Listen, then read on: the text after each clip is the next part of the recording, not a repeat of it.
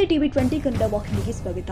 ಮನೆಯಲ್ಲಿ ಯಾರು ಇಲ್ಲದ ಸಮಯದಲ್ಲಿ ಕಳ್ಳರು ಸುಮಾರು 3 ಮನೆಗಳ ಬೀಗ ಮುರಿದು ಕಳವು ಮಾಡಿದ ಪ್ರಕರಣ ಬೆಳಕಿಗೆ ಬಂದಿದೆ. ಅಥಣಿ ತಾಲೂಕಿನ ಕೋಹಳಿ ಗ್ರಾಮದಲ್ಲಿ ನಿನ್ನೆ ತಡರಾತ್ರಿ ಕಳ್ಳರು ಕೈಚಳಕಗೊಂಡಿದ್ದಾರೆ.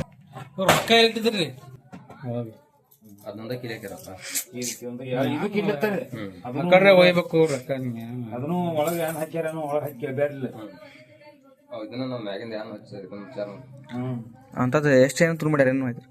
1 ಲಕ್ಷ ರೂಪಾಯಿ ಹೋಗ್ಯಾವ ನೋಡ್ರಿ. 1 ಲಕ್ಷ ಬಂಗಾರದ ಏನು ಹೋಗೈತೇನ್ರಿ? ಬಂಗಾರದ ರೊಕ್ಕ ಇದಾದ ಐತಿ, ಅದು ಬಿಟ್ಟಾರ ಏನಿಲ್ಲ, ಅದು ಉಳೋಕಿದ್ರಾಗ ಐತಲ್ಲ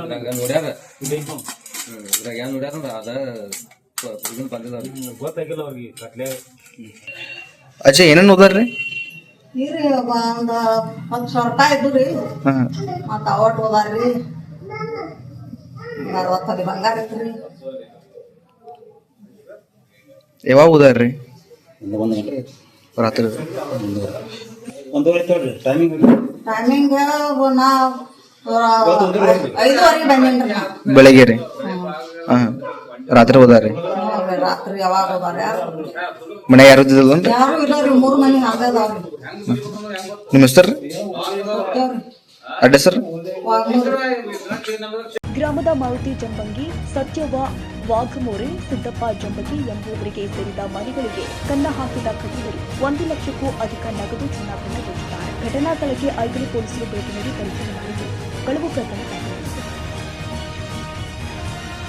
ಕನ್ನಡಿಗರ ಮೆಚ್ಚಿನ ನಿಮ್ಮ ಟಿವಿ20 ಕನ್ನಡ ವಾಹಿನಿ ಇದೀಗ ಟಿವಿಯಲ್ಲಿ ಲಭ್ಯ.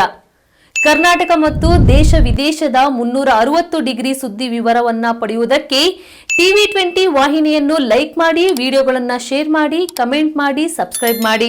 HCN ಕೇಬಲ್ 842 ನಂಬರ್ನಲ್ಲಿ ಹುಕ್ಕೇರಿ ತಾಲೂಕು ಹಾಗೂ ಸಂಕೇಶ್ವರದ ಸುತ್ತಮುತ್ತಲಿನ ಹಳ್ಳಿಗಳಲ್ಲಿ ಲಭ್ಯ.